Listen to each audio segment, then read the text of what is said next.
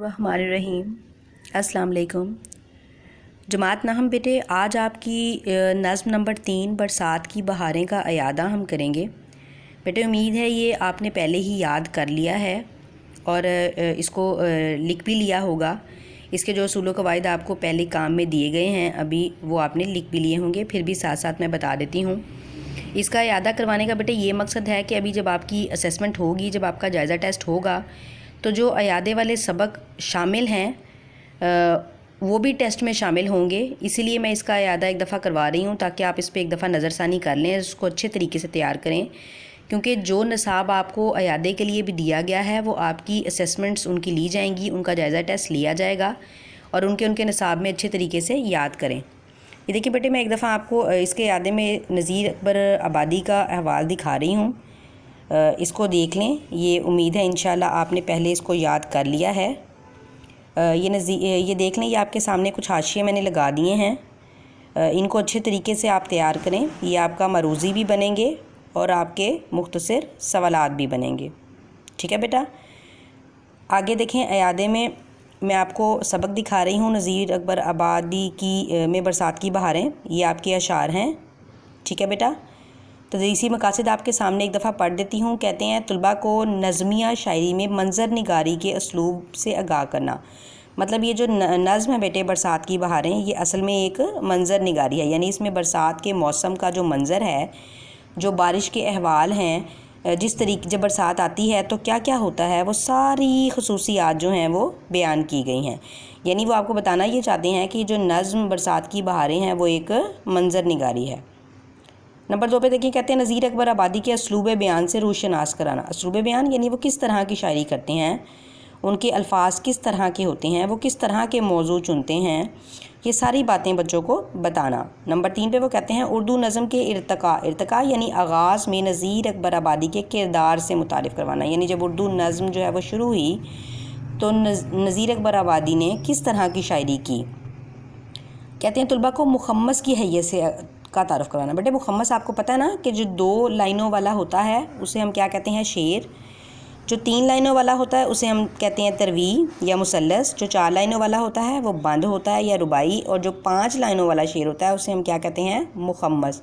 तो ये जो नज़्म है बरसात की बहारें, ये 5 लाइनों पर मुश्तमिल है। देखें आपके सामने 1 2 3 4 और क्या क्या मची हैं यारो, बरसात की बहारें। ये 5 लाइनें हैं, तो ये क्या हो गया, मुखम्मस हो गया। यानी ये नज़्म जो है वो मुखम्मस की सूरत में लिखी गई है। ठीक है बेटा, ये यहाँ पे आपके सामने देख लें, मैंने आपको ये अशार दिखा रही हूँ, ये आपकी बुक से भी हैं। एक दफ़ा आपको आपके जो सॉल्यूशन बुक है उसकी तरफ भी ले जाती हूँ। ये देख लें, ये यहाँ पर आपके पास आपका सॉल्यूशन बुक भी सामने है, यहाँ पर मानी भी हैं। इंशाल्लाह ये आपने पहले ही याद कर लिए होंगे, क्योंकि ये पहले ही काम जो है वो आपको दिया गया था। मैं सिर्फ इसका अयादा इसलिए करवा रही हूँ आपको कि आप इसको एक दफ़ा दोबारा भी देख लें, और अयादे के जितने चैप्टर्स आपके निसाब में दिए जाएंगे आपको दोबारा, आपने उनको दोबारा भी क्या करना है, अच्छे तरीके से देखना है, क्योंकि जब आपका जायज़ा टेस्ट होगा तो अयादे वाले असबाक जो हैं वो जायज़ा टेस्ट में शामिल किए जाएंगे। ठीक है, तो आपने क्या करना है, इसकी तशरीह को देखना है।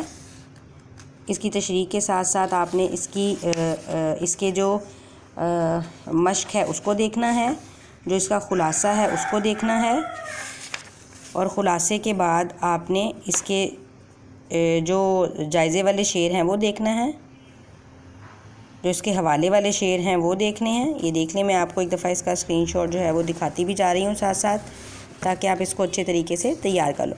बट ये सारी नज़्म जो है वो असल में बरसात की बहारों के अहवाल को बयान कर रही है कि यानी जब बरसात का मौसम आता है तो ज़मीन पर, कायनात पर किस किस तरीके से अल्लाह ताला की कुदरत जो है वो फैल जाती है, किस किस तरीके से हर तरफ हरियाली हो जाती है, चरिंद परिंद, दरख्त, पौधे, ज़मीन, हर चीज़ जो है वो खिल उठती है, हर चीज़ जो है वो एक ख़ूबसूरत सा जो है वो समा बांध लेती है।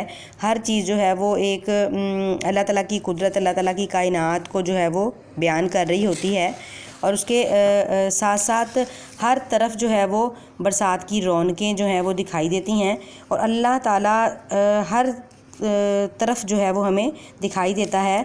सब्ज़े के कालीन बिछ जाते हैं, नेमतें जो हैं वो फैला दी जाती हैं, बारिश जो है वो हर तरफ हर चीज़ को धुला कर नहला कर उसमें निखार जो है वो पैदा कर देती है। ठीक है, ये मुख्तसर सवालात के जवाब देख लें नीचे, ये भी आपके सोल्यूशन के ऊपर गिवन है, मैंने भी आपको दिखा दिया है। ठीक है, नीचे जो मुज़क्कर मुअन्नस वाले सवाल हैं वो भी मैंने हल किए हुए हैं किताब पर, एक दफ़ा आप इन पर नज़रसानी कर लें। सवाल नंबर 6 देख लें, ये भी मैंने हल कर लिया है, ये आपने पहले भी इंशाल्लाह कर दिया होगा। ये सवाल नंबर 7 देख लें, वो आपको बता रहे हैं कि जिस नज़्म के हर बंद में एक ही मिसरा बार बार दोहराया जाए उसे टीप का मिसरा कहते हैं। टीप का मिसरा बेटा ये हमने पहले भी पढ़ा हुआ है, एक दफ़ा देख लें। ये देखें, इस नज़्म में ये जो क्या क्या मची हैं यारो बरसात की बहारें, ये वाला जुमला बार बार उन्होंने दोहराया है, तो ये वाला जुमला क्या है, टीप का मिसरा है। फिर आगे ख़ुलासा भी आपके सोल्यूशन पे दिया हुआ है, आपने याद किया हुआ है। ये जो जुमले हैं ये आपका बोर्ड का सवाल नहीं है। तशबीह वाला जो ग्रामर का सवाल है ये हमने क्लास में पढ़ा हुआ है, मैंने आपको करवाया हुआ है, इसकी मिसालें भी हमने बोर्ड पर समझी हुई हैं, फिर भी आप इसको यहाँ एक दफ़ा यादें के तौर पर दोहरा लेंगे। ठीक है बेटा, इसको आप एक दफ़ा अपनी बुक पे कर भी लें, बुक पे भी कर लें ताकि ये सारा आपकी किताब के ऊपर आ जाए। सोल्यूशन से मैंने आपको इसके अहवाल जो है वो दिखा दिए हैं। ठीक है, ये सवाल जवाब भी आपको दिखा दिए हैं, तशरीहात का एक स्क्रीनशॉट भी आपको दिखा दिया है ताकि आप इसको अच्छे तरीके से दोबारा तैयार कर लो।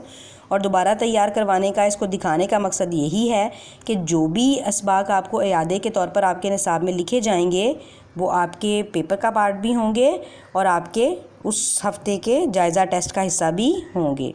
थैंक यू, अल्लाह हाफ़िज़।